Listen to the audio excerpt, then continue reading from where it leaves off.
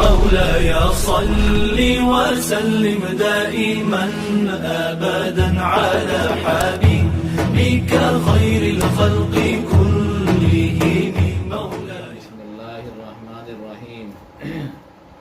قال رب اشرح لي صدري وسعه لتحمل الرسالة ويسر سهل لي أمري ليبلغها واحلل عقدة من لساني حدثت من احتراقه بجمرة وضعها وهو صغير بفيه يفهم قولي عند تبلیغ الرسالة. اور موسیٰ علیہ السلام نے کہا کہ اے میرے پروردگار، میرے لیے میرے سینے کو کھول دیجئے، میرے لیے میرے سینے کو کھول دیجئے. ویسر لی امری، اور میرے کام کو میرے لیے آسان فرما دیجئے، اور میری زبان کے گرہ کو کھول دیجئے تاکہ لوگ میری بات کو سمجھیں. اب کیا مراد ہے شرح صدر سے؟ تو فرمایا وسعہ لتحمل الرسالۃ، کہ رسالت کا جو بار عظیم ہے اس کو اٹھانے کی صلاحیت ہمارے اندر پیدا کر دیجئے، ہمارے سینے کو اتنا وسیع کر دیجئے کہ جو رسالت کا بوجھ اور رسالت کی بڑی ذمہ داری ہے تو اس کا ہمارا سینہ اور ہمارا وجود متحمل ہو سکے. سمجھا؟ تو شرح صدر سے مراد کیا ہے؟ وسعت صدری. سمجھا؟ ویسر سہل لی امری، اور میرے لیے میرے کام کو آسان کر دیجئے. کام سے مراد کیا ہے؟ کام سے مراد تبلیغ رسالت. سمجھا؟ یعنی پیغمبرانہ تبلیغ، جو اللہ تبارک و تعالیٰ نے تبلیغ دین کہہ لو، تبلیغ دین، لیبلغھا، تاکہ میں اس کی تبلیغ کر سکوں، ہے نا؟ تو اس کام میں آسانی کر دیجئے. واحلل عقدۃ من لسانی، اور میری زبان کے گرہ کو کھول دیجئے. یہ گرہ کون سی تھی؟ یہ لکنت تھی. حدثت من احتراقہ، جو زبان کے جلنے سے پیدا ہو گئی تھی، بجمرۃ، اس چنگاری سے، اس شعلے سے جس کو رکھ لیا تھا موسیٰ علیہ السلام نے منہ میں جبکہ وہ چھوٹے تھے. ہاں، کیا ہوا تھا؟ ایک مرتبہ فرعون موسیٰ علیہ السلام کو گود لیے ہوا تھا. موسیٰ علیہ السلام بچے تھے چھوٹے، فرعون کے یہاں پرورش پائے ہیں نا. تو موسیٰ علیہ السلام نے فرعون کی داڑھی پکڑ لی اور تھپڑ لگا دی. فرعون کو کھٹکا ہو گیا، خطرہ ہو گیا. سمجھا؟ خطرہ تو تھا ہی، وہ کھٹک گیا کہ لگتا یہی بچہ ہے جس نے ہماری داڑھی پکڑ لی ہے اور ہم کو تھپڑ رسید کیا. لگتا یہی بچہ ہے جس کی ہم کو تلاش ہے، جو ہماری سلطنت کا بیڑا غرق کرے گا. سمجھا؟ تو جیسے ہی کھٹکا ہوا، حضرت آسیہ بول پڑی کہ آپ کو تو ہر وقت موسیٰ موسیٰ موسیٰ ہی لگا رہتا ہے، اور ہر وقت جو ہے نا وہ کیا ہے، بچہ ہی خیال و خیال میں رہتا ہے. یہ عام بچہ ہے، وہ بچہ نہیں ہے جو آپ کی سلطنت کو برباد کرے گا. سمجھا؟ تو طے ہوا کہ اس کی آزمائش کیا جائے. کیسے؟ کہ یہ جنرل بچہ ہے یا خاص بچہ ہے، عام بچہ ہے یا خاص بچہ ہے. چنانچہ آزمائش کی گئی کہ ایک جگہ رکھا گیا انگارہ لال سرخ، ہے نا، اور ایک جگہ رکھا گیا زیورات. سمجھا؟ اور موسیٰ علیہ السلام کو چھوڑ دیا. موسیٰ علیہ السلام زیورات کی طرف لبک رہے تھے، کھلونا لینے کے لیے، کھلونا سمجھ کر کے زیورات کی طرف. جبریل علیہ السلام نے ان کا ہاتھ بڑھا دیا کس کی طرف؟ انگارے کی طرف، اور انگارہ اٹھا کر کے بچہ منہ میں رکھ لیا. بچے کی عادت ہوتی رہتی، ہر چیز کو منہ میں رکھتا ہے. انگارہ اٹھا کر کے منہ میں رکھ لیا، اور کیا ہوا؟ وہ جس کی وجہ سے زبان جل گئی اور وہ لکنت وہیں سے شروع ہو گئی. آیا سمجھ میں؟ تو اگر وہ زیورات کی طرف ہاتھ بڑھاتے موسیٰ علیہ السلام نے جس طرح بڑھایا تھا، تو فرعون کو شک یقین میں بدل جاتا کہ یہی بچہ ہے، جو ابھی بچہ ہے، جو بے شعوری کے عالم میں ہے، اور یہ آگ سے بچتے ہوئے زیورات کی طرف جا رہا ہے. اس کا مطلب ہے کہ یہ عام بچہ نہیں، خاص بچہ ہے نا. عام بچہ تو لال لال چیز کی طرف جاتا ہے نا. ارے عام بچہ جو ہوتا ہے وہ کیا ہوتا ہے؟ لال لال چیز کی طرف جاتا ہے. اس کو کیا پتا ہے کہ یہ آگ ہے یا آئس کریم ہے؟ اس کو کیا پتا ہے؟ وہ تو ہر چیز کو جائے گا اور ہاتھ سے لے گا اور منہ میں رکھنے کی کوشش کرے گا، ہے نا. تو اس طرح اللہ تبارک و تعالیٰ نے بچپن میں موسیٰ علیہ السلام کی حفاظت فرمائی پہلی مرتبہ، جب وہ پیدا ہوئے تو موسیٰ علیہ السلام کی والدہ کو حکم دیا تھا کہ صندوق میں ڈال کر کے تابوت میں اور اس کو ڈال دو پانی میں، تو اس موقع پر حفاظت کی.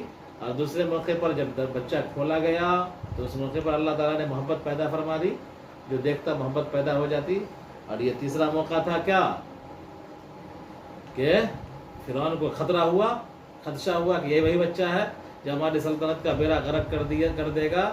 تو اس آزمائش کے ذریعے سے اس خدشے کو فرعون کے دور کر دیا گیا، سمجھا، اور اس کے دل میں یقین ہو گیا کہ وہ بچہ نہیں ہے. اور اس طرح موسیٰ علیہ السلام اس کے شر سے کیا ہوئے، محفوظ رہے. تو فرمایا کہ لکنت پیدا ہو گئی تھی، یہ زبان میں گرہ لگ گئی تھی، کس سے؟ انگارے کی وجہ سے، جس کو رکھ لیا تھا جبکہ وہ چھوٹے تھے منہ میں. یفقہوا قولی، تاکہ وہ میری بات کو سمجھیں تبلیغ رسالت کے وقت. وَاجْعَلْ لِي وَزِيرًا مُعِينًا عَلَيْهَا مِنْ أَهْلِي هَارُونَ مَفْعُولٌ ثَانٍ أَخِي عَطْفُ بَيَانٍ أُشْدُدْ بِهِ أَزْرِي زَهْرِي وَأَشْرِكْهُ فِي أَمْرِي أَيَ الرِّسَالَةِ وَالْفِعْلَانِ بِصِيغَةِ الْأَمْرِ وَالْمُضَارِعِ الْمَجْزُومِ وَهُوَ جَوَابٌ لِلطَّلَبِ. اور آپ بنا دیجئے میرے لیے میرا معاون اور مددگار اس کام پر میرے اہل میں سے ہارون کو، یعنی یہ جو کام ہے میرا، اس کام میں میرا معاون بنا دیجئے. کیا بنا دیجئے؟ میرا معاون بنا دیجئے، میرا وزیر بنا دیجئے. اور یہ وزیر اور معاون باہر کا نہ ہو بلکہ اندر ہی کا ہو، میرے اہل کا ہی ہو. اور میرا معین اور مددگار بنا دیجئے میرے اہل میں سے ہارون کو. مفعول ثانی ہے کہ ہارون کو اخی، کہ جو میرا بھائی ہے، عطف بیان ہے. تو ہارون مفعول ثانی ہے اجال کا. اجال کیا ہے؟ وزیرن مفعول اول، اور کیا ہے؟ ہارون مفعول ثانی. اور اخی جو ہے ہارون سے عطف بیان ہے. اخی کیا ہے؟ ہارون کا عطف بیان ہے. اشدد به ازری واشرکہ فی امری، کہ اس کے ذریعے سے میری کمر کو مضبوط کر دیجئے. کس کے ذریعے سے؟ ہارون کو میرا معاون اور مددگار بنا کر کے میرے کمر کو مضبوط کر دیجئے. واشرکہ فی امری، اور میرے کام میں اس کو شریک کر دیجئے، یعنی رسالت میں کیا کر دیجئے؟ اس کو شریک کر دیجئے. بہرحال موسیٰ علیہ السلام کو اختیار تھا اپنا وزیر بنانے کا یا اپنا معاون بنانے کا. اختیار تھا نا. ہر انسان کو اختیار ہے کہ اپنے بھائیوں میں سے، اپنے دوست و احباب میں سے جس کو چاہے اپنا معاون بنا لے. سمجھا؟ اللہ تعالیٰ سے کہنے کی ضرورت کیا تھی؟ تو نبی نہ تھے. بغیر اللہ تعالیٰ سے پوچھے ہوئے، بغیر اللہ تعالیٰ سے دعا کیے ہوئے، سمجھا، بغیر اللہ تعالیٰ کے فریاد کیے ہوئے کوئی کام کچھ تھوڑے کریں گے. تو اللہ تبارک و تعالیٰ سے موسیٰ علیہ السلام نے فریاد کیا، اور یہ فریاد ایسی عظیم ہوئی جیسی فریاد دنیا میں کسی نے اپنے بھائی کے لیے نہیں کی ہے. سمجھا؟ اپنے بھائی کے لیے سب سے عظیم دعا جو موسیٰ علیہ السلام نے کیا، کوئی بھائی اپنے بھائی کے لیے سب سے بڑی دعا یا سب سے بڑا احسان جو اس کائنات میں کیا ہے جب سے دنیا بنی ہے اور قیامت تک، وہ موسیٰ علیہ السلام ہے نا. کہ دعا کر کے بھائی کو کیا بنوا دیا؟ پیغمبر بنا دیا، نبی بنوا دیا. سمجھا؟ ایسی دعا نہ کوئی کیا اور نہ کوئی کرے گا، اور اتنا بڑا احسان نہ کوئی کیا اور نہ کوئی کرے گا. تو فرمایا وَاجْعَلْ لِي وَزِيرًا مُعِينًا عَلَيْهَا، اور میرا معاون اور مددگار بنا دیجئے میرے اہل میں سے ہارون کو. یہ مفعول ثانی ہے ہارون، اور اخی عطف بیان ہے. اشدد به ازری، اس کے ذریعے سے میری کمر کو مضبوط کر دیجئے. واشرکہ فی امری، اور میرے معاملے میں اس کو شریک کر دیجئے، میرے کام میں اس کو شریک کر دیجئے. کون سا کام؟ پتہ جھاڑنے بکری چرانے کا کام نہیں، بلکہ رسالت کے کام میں. دو فعل آیا ہے، ایک فعل ہے اشدد. سمجھا؟ کیا ہے؟ ایک فعل ہے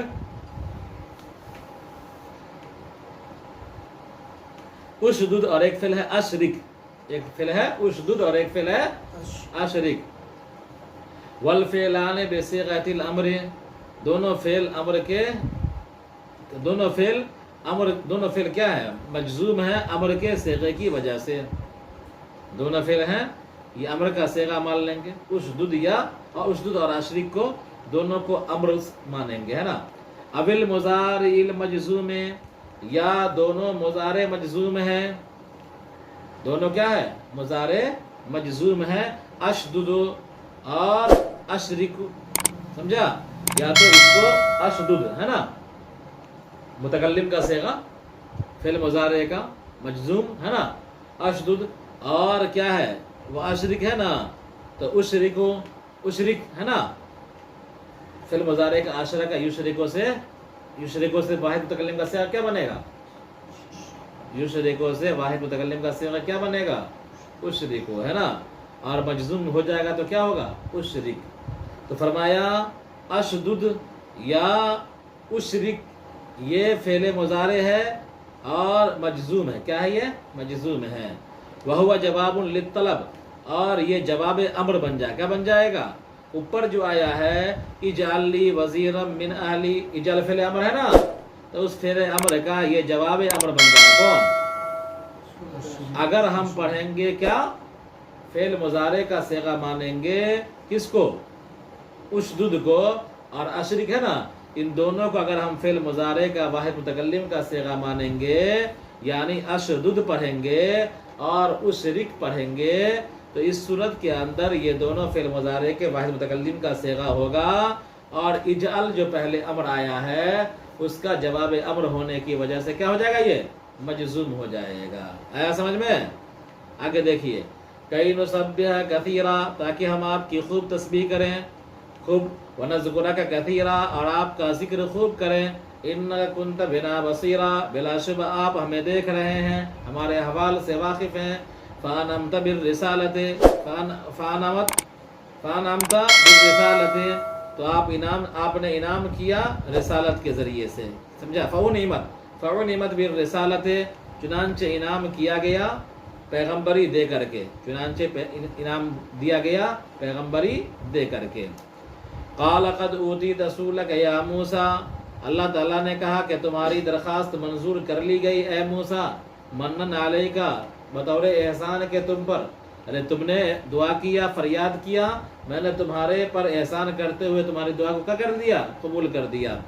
وَلَقَدْ مَنَنَّا عَلَيْكَ مَرَّةً أُخْرَى، اور تحقیق کہ ہم نے تم پر احسان کیا دوسری مرتبہ، سمجھا؟ تم پر احسان کیا دوسری مرتبہ، یعنی فرعون کے ظلم و ستم سے بچایا، یہ احسان، سمجھا؟ دریا میں فرعون کا ہے، تم پیدا ہوئے تو دریا میں تم کو ڈالا گیا، دریا کی موجوں سے بچا کر کے فرعون کے محل میں پہنچایا، اور فرعون کے تمام شرور و فتن سے تم کو محفوظ رکھا، یہ احسان کیا، سمجھا؟ اور پھر یہاں پر ہم نے تمہاری درخواست کو قبول کر کے تم پر مزید احسان کیا، تحقیق کہ ہم نے تم پر دوسری مرتبہ احسان کیا۔ اذ للتعلیل اوحینا الی امک ما یوحی، اذ یہ تعلیل کے لیے، علت کے لیے ہے، اور جب ہم نے وحی کیا تمہارے ماں کی طرف خواب میں یا الہام کیا، لما ولدت کا، جب تمہاری ماں نے تم کو پیدا کیا، وخافت ان یقتلک، اور خدشہ ہوا کہ تم کو قتل کر دے گا فرعون فی جملت من یولد، ان تمام بچوں میں جو پیدا ہوتا ہے، ما یوحا جو وحی کی جاتی ہے، فی امریکہ تمہارے معاملے میں، یعنی کہ کیا کیا کہ ہم نے وحی کیا تمہارے ماں کی طرف، کیا کیا؟ ہم نے تمہارے ماں کی طرف وحی کیا تمہارے معاملے کو لے کر کے، تمہارے معاملے کو لے کر کے، کہ اس بچے کی بچنے کی کیا سبیل ہو، یہ بچہ کیسے فرعون کے ظلم و ستم سے محفوظ رہے گا، اس تعلق سے جو حکم ہو سکتا تھا ہم نے تمہارے ماں کو دے دیا، سمجھا؟ یہ اللہ تعالیٰ کا احسان ہے، سمجھا؟ اب سوال یہ پیدا ہوتا ہے کہ یہاں پر وحی سے مراد کیا ہے؟ تو صاحب کتاب نے لکھ دیا ہے، کیا وحی سے مراد؟ منامن، خواب میں بتلا دیا، او الہامن، یا الہام کر کے بتا دیا، ہے نا؟ تو الہام اور منام، سمجھا؟ یہ دونوں ایسی چیز ہے، یہ سب کے ساتھ پیش آتا ہے نا؟ لہذا اوحینا کا معنی الہام ہوگا، یا وحی سے مراد یہاں پر کیا ہوگا؟ وحی منامی، وحی منامی، یعنی خواب ہوگا، کیا نا؟ خواب ہوگا یا الہام ہوگا، اور خواب اور الہام یہ نبوت کے ساتھ خاص نہیں ہے، لہذا اس آیت کے ذریعے سے یہ ثابت نہیں ہوتا کہ موسیٰ علیہ السلام کی والدہ نبی تھی اور ان پر وحی آتی تھی۔ اللہ نے فرمایا وَأَوْحَيْنَا، ہے نا؟ یہ استدلال کر کے موسیٰ علیہ السلام کی والدہ کو نبی نہیں بنایا جا سکتا، ہے نا؟ دنیا کے اندر جب سے دنیا بنی ہے کسی عورت کو اللہ تعالیٰ نے نبی نہیں بنایا ہے، سمجھا؟ اور اگر وحی سے دھوکا ہوتا ہے وحی کے لفظ سے تو وحی کا مطلب الہام ہوگا، یا وحی کا مطلب کیا ہے؟ احکام دینا ہوگا، یا وحی کا مطلب خواب میں کچھ بتلانا ہوگا، سمجھا؟ تو وحی جو ہے، وحی کا جو لفظ ہے نا، تو وحی کا لفظ نبیوں کے ساتھ خاص نہیں ہے، اللہ نے وحی کا لفظ استعمال کیا ہے یہاں بھی، سمجھا؟ اور اللہ نے وحی کا لفظ استعمال کیا ہے شہد کی مکھیوں کے لیے بھی، سمجھا؟ شہد کے مکھیوں کے لیے بھی، کہ شہد کی مکھیوں کو ہم نے وحی کیا، یعنی ان کو حکم دیا کہ وہ اپنا کیا ہے چھتا بنا لے، کس میں؟ بلند و بالا جگہوں پر، بلند و بالا جگہوں پر۔ اوحیٰ ربک الی النحل ان اتخذی بیوتا من الجبال، اور تیرے پروردگار نے وحی کیا کس کی طرف؟ شہد کی مکھی کی طرف، کہ وہ اپنا چھتا بنا لے کہاں؟ اونچی جگہوں پر۔ اگر لفظ وحی نبوت کے ساتھ خاص ہوتا تو کیا موسیٰ علیہ السلام کی والدہ بھی نبی ہو جاتی، اور یہ شہد کی مکھی بھی کیا ہو جاتی؟ نبی ہو جاتی ہے نا۔ تو وحی کا جو لفظ ہے یہ نبوت کے ساتھ خاص نہیں ہے، سمجھا؟ اور وحی شرعی، سمجھا، یا وحی اصطلاحی جو جبرائیل علیہ السلام لے کر کے آتے تھے جناب نبی کریم صلی اللہ علیہ وسلم کے پاس، اس کے ساتھ یہ وحی کا لفظ لغت کے اعتبار سے خاص نہیں ہے۔ وحی کے معنی الہام کے بھی آئیں گے، وحی کے معنی خواب دکھانے کے بھی آئیں گے، خواب کے بھی آئیں گے، وحی کے معنی احکام دینے کے بھی آئیں گے، ہے نا؟ وحی کے معنی راستہ سجھانے کے بھی آئیں گے، وحی کا معنی بتلا دینا کا بھی آئے گا۔ تو وَأَوْحَىٰ رَبُّكَ إِلَى النَّحْلِ، تیرے پروردگار نے شہد کی مکھی کو احکام دے دیا، بتلا دیا، سمجھا؟ کیا کیا؟ شہد کی مکھی کو بتلا دیا تھا کہ تم کو اپنا گھر کہاں بنانا ہے؟ اوپر بنانا ہے نا، نیچے کیچڑ اچڑ میں بنانا نہیں ہے۔ دیکھیے آگے، اور تحقیق کہ ہم نے تمہارے ماں کی طرف وحی کیا، یعنی خواب میں یا الہام کیا، یہ منامن اور الہامن نکال کر کے بدلا دیا ہے وہی، کہ یہاں پر اوحینا سے یہ غلط فہمی نہ ہونی چاہیے کہ موسیٰ علیہ السلام کے والدہ کی طرف وحی آ گئی لہذا وہ نبیاں ہیں، یہ نہیں ہونا چاہیے۔ ما یوحا، جو مجھے منظور تھا تمہارے معاملے میں کہنا، میں نے تمہاری والدہ کو حکم دے دیا۔ وَيَبْدُلُ مِنْهُ أَنِ اقْذِفِيهِ، اس پورے کا بدل ان اقذفیہ ہے نا، ما یوحا ہے نا، ما یوحا جو وحی منظور تھی میں نے کیا، جو احکام دینا منظور تھا تمہارے معاملے کے لیے کہ تم کیسے بچو گے، زندہ رہو گے فرعون کے ظلم سے، وہ میں نے تیری والدہ کو بتلا دیا، سمجھا؟ اب اسی کا بدل کون ہے؟ ان اقذفیہ فی التابوت، کہ وہ احکام یا وہ وحی یا وہ طریقہ جو فرعون کے ظلم و ستم سے بچنے کا تھا، اللہ نے کیا بتلایا؟ وہ یہ تھا ان اقذفیہ فی التابوت، کہ تم موسیٰ کو ڈال دو تابوت میں، فاقذفیہ فی التابوت فی الیم میں، اور اس تابوت کو ڈال دو دریا میں، بحر نیل میں، فَلْيُلْقِهِ الْيَمُّ بِالسَّاحِلِ، کیا ہے سمندر اس کو پھینک دے گا ساحل پر، اے شاتی ہی اپنے کنارے پر، والامر بمعنی الخبر، امر بمعنی خبر ہے، سمجھا کیا ہے؟ فَقْذِفِيهِ فَلْيُلْقِهِ الْيَمُّ ہے نا، فَلْيُلْقِهِ الْيَمُّ، فَلْيُلْقِهِ، تو فَلْيُلْقِهِ لام امر ہے، یہ فعل مضارع، فعل امر کا غائب کا صیغہ ہے نا، فَلْيُلْقِهِ، تو اس کے بارے میں فرمایا کہ لام امر تو ہے اور بظاہر امر کا صیغہ ہے، لیکن حقیقت میں کیا ہے؟ خبر ہے۔ کیا ہے یہ؟ اللہ تبارک و تعالیٰ خبر دے رہا ہے کہ آئندہ ایسا ہوگا، یعنی تو ڈالو گی سمندر میں اور سمندر اس کو کنارے پھینک دے گا، سمجھا؟ تو یہ آئندہ کی خبر ہے، آئندہ کی خبر ہے۔ تو فرمایا کہ کیا ہے؟ تم ڈال دو موسیٰ کو تابوت میں، اور تابوت کو ڈال دو بحر نیل میں، تو نیل کی موجیں اس کو ڈال دیں گی ساحل پر۔ حالانکہ معنی کیا ہونا چاہیے؟ تو چاہیے کہ نیل کی موج اس کو ڈال دے ساحل پر، ہے نا، لیکن معنی ہم کیا کر رہے ہیں کہ نیل کی موج ڈال دے گی اس کو ساحل پر، تو خبر کا معنی کر رہے ہیں، مستقبل کی خبر کے طور پر، پیشن گوئی کے طور پر، ہے نا۔ اور وہ معنی بھی کر سکتے ہیں کہ اللہ نے حکم دیا دریائے نیل کو کہ تم اس کو ڈال دو، کیا ہے؟ چاہیے کہ نیل کا پانی ڈال دے، نیل کی موج ڈال دے، بچہ کو کہاں پر؟ کنارے پر ڈال دے۔ تو اس صورت میں کیا ہے؟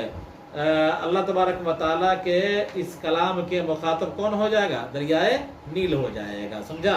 اور اللہ تبارک و تعالیٰ اگر کسی چیز کو خطاب کرے تو اللہ تبارک و تعالیٰ پوری کائنات کو خطاب کر سکتا ہے، اور چاہے وہ ذوی العقول ہوں یا غیر ذوی العقول ہوں، خدا کے خطاب کے لیے ذوی العقول ہونا ضروری نہیں ہے، سمجھا؟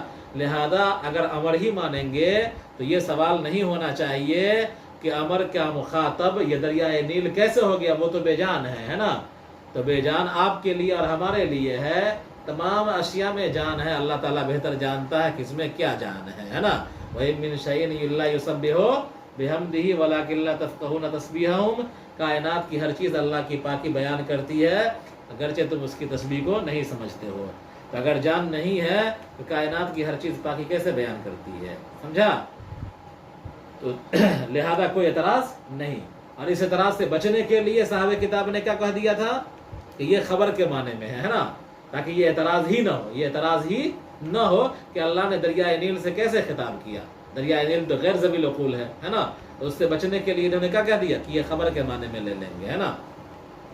آگے دیکھیے، یاخذہ عدو لی کہ لے لے گا اس کو میرا دشمن اور اس کا دشمن، اور وہ فرعون ہے. تو اللہ کا دشمن تو فرعون تھا، لیکن اس کا دشمن ما یعول کے اعتبار سے ہے نا. ابھی تو بچہ سے بڑا دوستی کر رہا ہے، محبت کر رہا ہے، لیکن اس کا ہے موسیٰ علیہ السلام کا اگر اس کو اس بچپنے میں ہی پتہ چل جاتا، جس وقت وہ محبت کر رہا تھا یا گودی لے رہا تھا، اس وقت بھی اگر پتہ چل جاتا کہ یہ بچہ ہے وہی جو ہماری سلطنت کا بیڑا غرق کرے گا، تو اس وقت بھی وہ دشمنی پر آمادہ ہو جاتا ہے نا. دشمنی موسیٰ علیہ السلام کے وجود ہی سے کس کو تھی؟ فرعون کو تھی. تو کیا ہے کہ اس کو لے لے گا میرا دشمن اور اس کا دشمن، اور وہ فرعون ہے.